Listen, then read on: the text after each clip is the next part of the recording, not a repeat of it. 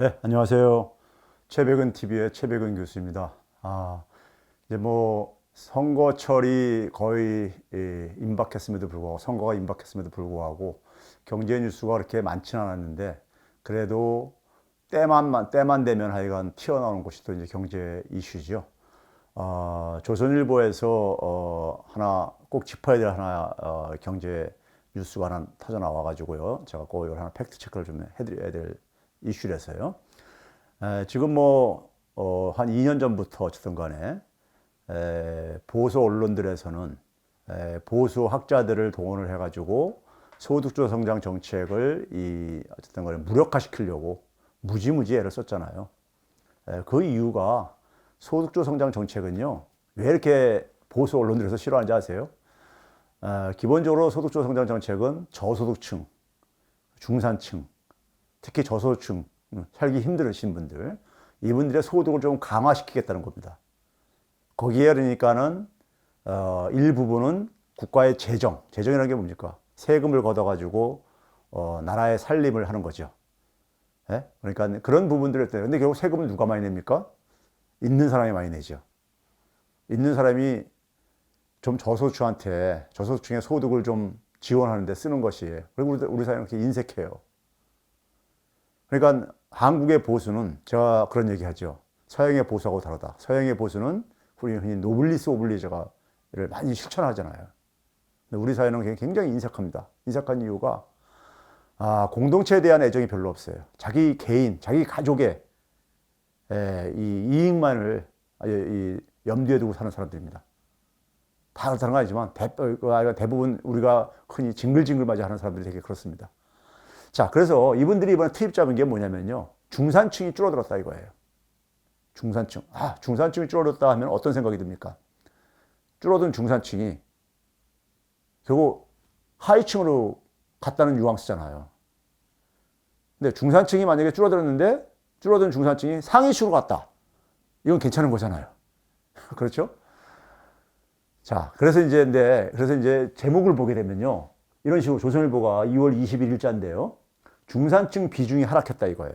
그래서 소주성, 보수 언론들에서 흔히 소득주 성장 정책을 줄여가지고 소주성이라고 이렇게 많이 표현을 해왔죠. 소주성 실패의 증거다.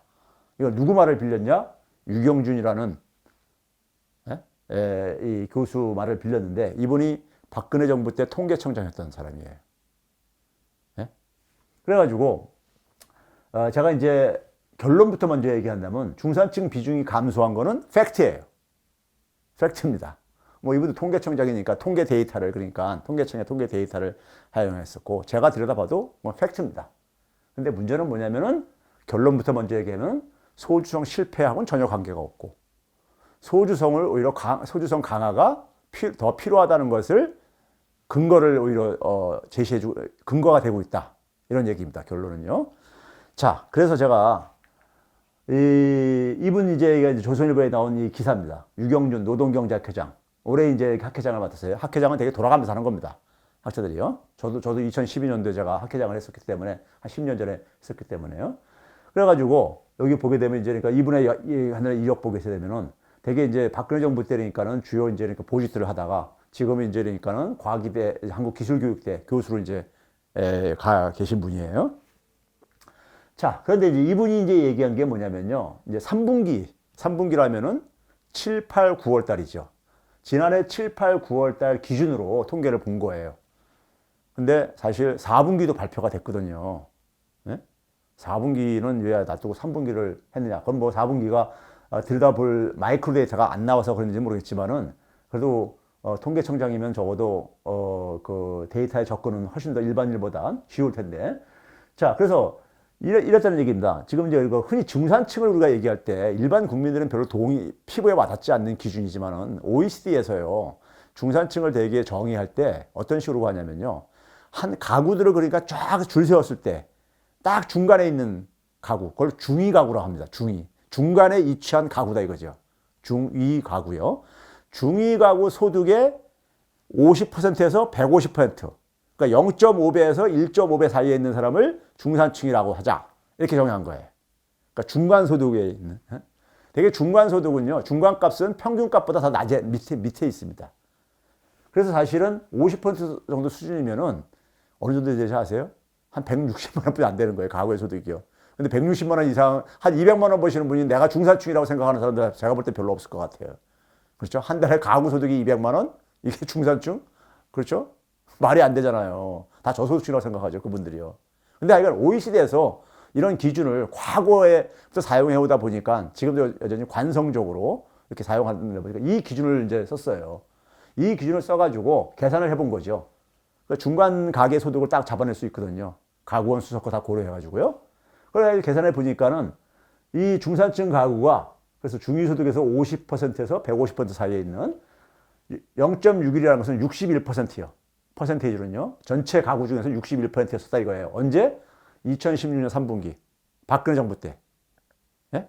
그런데 3년 후인 2019년 지난해 3분기에는 중산층 가구가 58%. 그러니까 한 3%포인트가 줄어들었잖아요.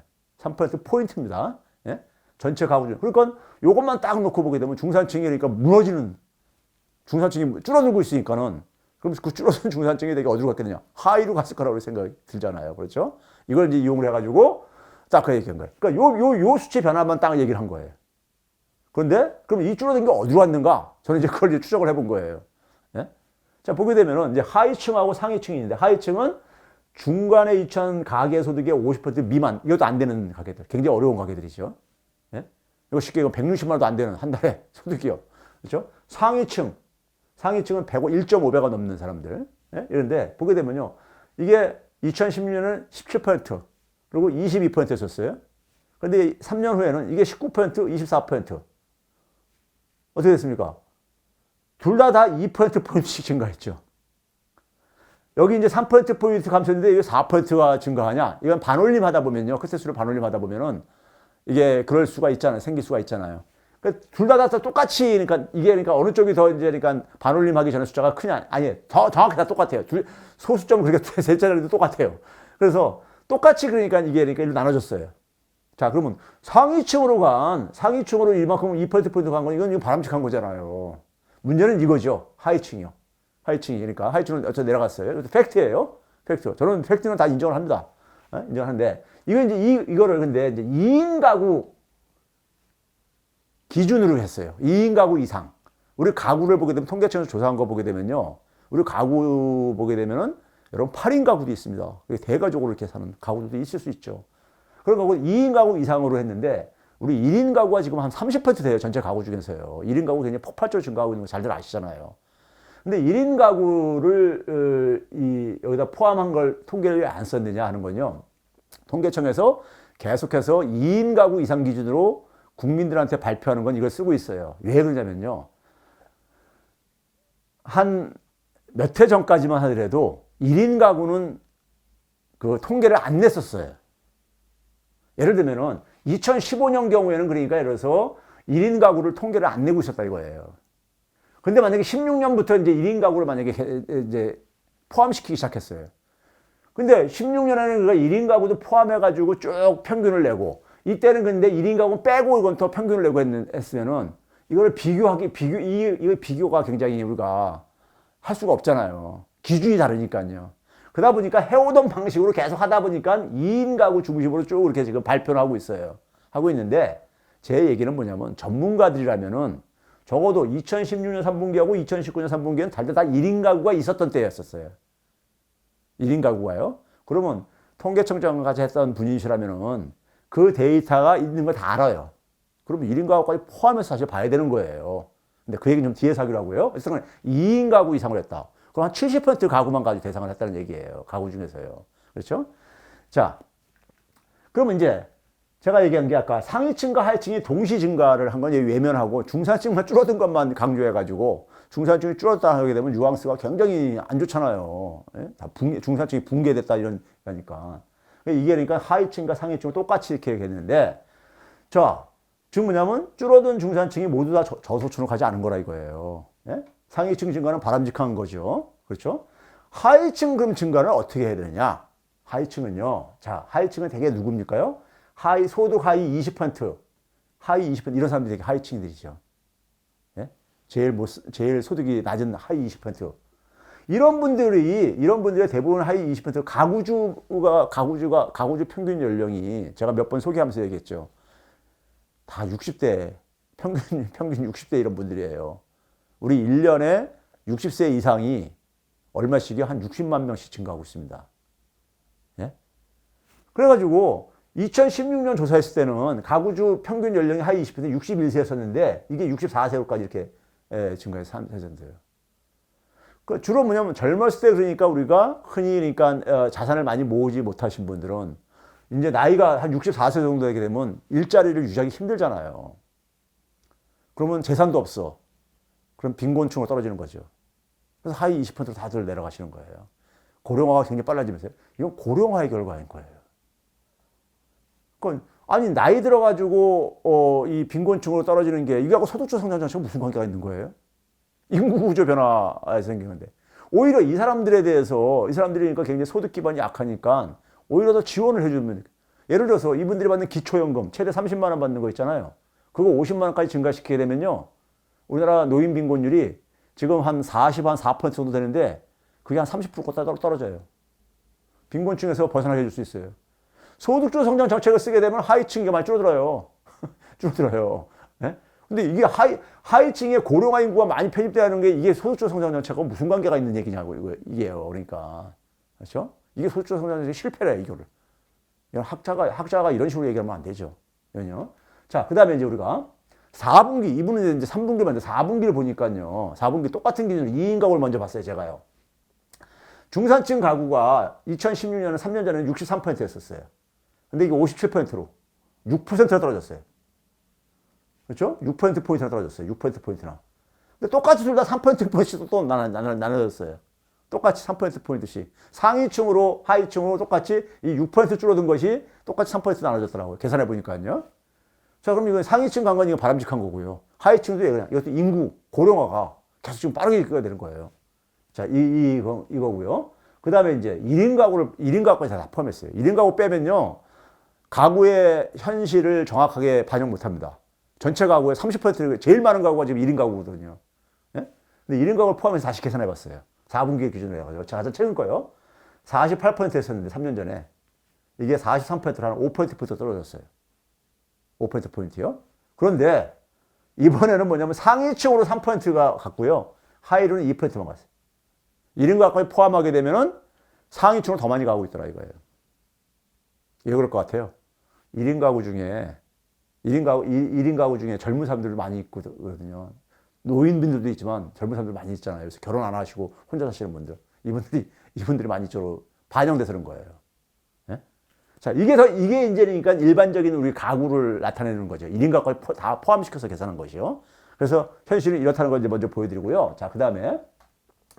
그래서 전체 가계 대상으로 보게 되면은, 자, 4분기 기준으로 봤을 때요. 60세 이상 가구주 비중이 3년 전에 69%였는데 이게 75%로 증가했어요. 거기다가 65세 이상은 어떤 사람들입니까? 일자리 찾기 힘든 분이죠, 사실상이요. 그렇죠? 대개 공공근로 일자리나 기껏 한다고 해봤자 그거나 아니면 기초연금 받는 사람들. 우리 사회 속에서 법적으로 노인 그 혜택을 받는 연령이 65세부터입니다. 지하철 뭐 공짜라든가 이렇게 이용하시는 분들이요. 근데 65세 이상 가구중을 보게 되면 6%포인트나 증가했어요. 굉장히 빠르게 지금 고령화가 되고 있는 겁니다. 이분들이 많아지게 되면 당연히 어떻게 됐습니까? 이분들이 되게 저소득층을 많이 이제 구성을 하게 되면은 소득이 내려갈 수밖에 없죠. 그렇죠? 이거하고 근데 소득주 성장 정책하고 무슨 관계가 있냐 이거예요. 이거는 기본적으로 오히려 정부가 더 케어를 해야 될 사람들인 거잖아요. 예? 소득주 성장이 더 필요하다는 걸 보여주는 거예요. 사실은 역설적으로 그러니까요. 그렇죠? 근데 이게 소득주 성장 정책이 실패했다. 오히려 상위층이 증가한 부분이 오히려 그러니까 이게 왜 그런 겁니까? 임금 증가에 따른 어떤 결과인 거예요, 이게 사실은요. 예? 그러니까 오히려 그러니까 소득주 성장 정책이 오히려 그러니까 뒷받침되거나 필요한 것을 얘기하려는 거지. 그래서 이제 이 하위층 비중이 증가한 거는 고령화의 결과이고 중산층 중에서 그러니까 상위층으로 간 사람들이 오히려 그러니까 우리가 더 주목할 필요가 있다. 그리고 하위층들 같은 경우는 기초연금이라든가 이런 걸 강화하게 되면 오히려 줄일 수 있다는 점에서 소득주 성장 정책은 더 강화가 돼야 된다는 걸 보여주는 거죠. 그래서 4분기에 보게 되면요. 실제로 소득주 성장 정책의 결과가 이게 바로 그거예요. 하위 30%요. 그다음에 중간은 30에서 70 사이에 있는 사람들, 상위 30%, 이 가게들의 평균 소득을 가구원수 다 고려해가지고 계산한 겁니다. 보게 되면은 하위 30%는 1년 전에 비해서 7%나 증가했어요. 평균은 그러니까 우리가 한 3.67% 증가했는데 거의 2배 정도 증가했어요. 중간층이 4.5%, 상위층은 2.4%. 상당히 개선되고 있는 거잖아요. 소득 양극화가요. 바람직한 거잖아요. 이쪽이 굉장히 소득이 낮은 사람들이거든요. 이 사람들은 좀 많이 올라야 되는 거고, 이쪽은 굉장히 소득이 높은 사람들이란 말이에요. 높은 사람들은 좀 적게 올라도, 네? 굉장히 바람직하게 지금 변하고 있잖아요. 이게 뭐의 결과냐? 소득주 성장 정책의 결과인 거예요. 실제로 5분위 배율이라든가 5분위 배율이 줄어든다거나 저임금 근로자가 줄어드는 것이 실제로 우리가 지난해부터 확인되기 시작하고 있는 것이고요. 그렇죠? 그래서 그런 점에서 소득주 성장 정책은 굉장히 우리가 고무적인 결과를 만들어내고 있다는 것이고요. 그래서 지난번 한번 소개했지만 지난해 4분기에 전체 가계가 다 플러스로 반전하는데, 자, 여기 봐보세요. 하위 10%입니다. 하위 10%는 한 5만 3천 원 정도가 증가했어요. 1년 전에 비해서요. 근데 평균 연령이 69세 정도 돼요. 예? 이분들 일자리 잡기 힘드신 분이죠. 이분들 소득이 얼마나 되냐? 한 달에 한 86만 원뿐이 안 돼요. 예? 86만 원. 올라도 그래. 그나마 이게 왜 올랐느냐? 기초연금 증가, 공공근로 일자리 이런 것 때문에 이거나 증가한 거예요. 그거까지 없으면 이분들이 그냥 추락합니다. 추락해요. 예? 노인들 그래서 자살하고 이렇게 하는 게 이런 소득이 그러니까 한 달 가계의 소득입니다. 가계의 소득이 그러니까 한 86만 원밖에 안 되니까. 그렇죠? 그리고 그 다음 10% 같은 경우도 한 60세가 되는데 한 12만 원 정도 올랐어요. 이분들 소득이 한 179만 원 정도 돼. 200만 원 안 돼요, 전혀. 근데 그것도 한 12만 원 정도 오른 거란 말이에요. 예? 그러니까 특히 이제 여기까지가 되게 중산층들인데, 중산층들에서 그러니까 한 7만 원에서 한 18만 원 정도 범위에서 이렇게 올라가고, 1년 전에서 이렇게 올라가고 있어요. 그러니까 중산층이 그러니까 뭐 사실 나빠진 것도 없는 거예요, 그러니까요. 예? 나빠진 것도 없는 거죠. 그렇죠? 자, 그런 점에서 이제 그러니까 우리가 이 조선일보의 이런 보도, 더군다나 이 학자의 전직 통계청장을 했던 이 사람이 이 사실 조선일보 기자는 그러니까 이게 이렇게 주장을 하면은 아마 기자는 대부분 그 깊숙한 내용은 이해를 못하고 아마 썼을 가능성이 높아요. 근데 적어도 교수가 저는 이런 식으로 주장하면 안 된다고 봐요. 이게 줄어들었으면 그 줄어든 게 어디로 갔는가 추정을 할 수가 있거든요. 그걸 가지고 얘기하지. 아니, 이거하고 이거 무슨 관계가 있나? 저는 이 기사 보면서 이거하고 이게 무슨 관계가 있는가? 이론적으로. 네? 이거는 일단 그래서 쓰는 건 뭡니까? 부정적인 뉘앙스를 가지고 있는 하나의 내용이잖아요. 주장이잖아요. 부정적인, 그렇죠? 근데 이걸 여기다 딱 갖다 붙인 거예요, 그냥요. 여기와 여기 안에 어떤 이론적인 인과관계는 아무것도 없는데. 학자는 이런 식으로 주장하면 안 됩니다. 네? 그래서 제가 더군다나 전직 통계청장까지 했던 사람이 이런 식으로 얘기하고 현직 교수이다 보니까 제가 이거는 꼭 짚어줘야 되겠다 해가지고, 더군다나 지금 뭐 선거를 지금 그러니까 이제 뭐 한 달 좀 더 남은 상황 속에서 이런 보도가 나와가지고 제가 이것은 꼭 팩트 체크를 해야 되겠다 해서 시간을 마련했습니다. 이걸로 마치겠습니다.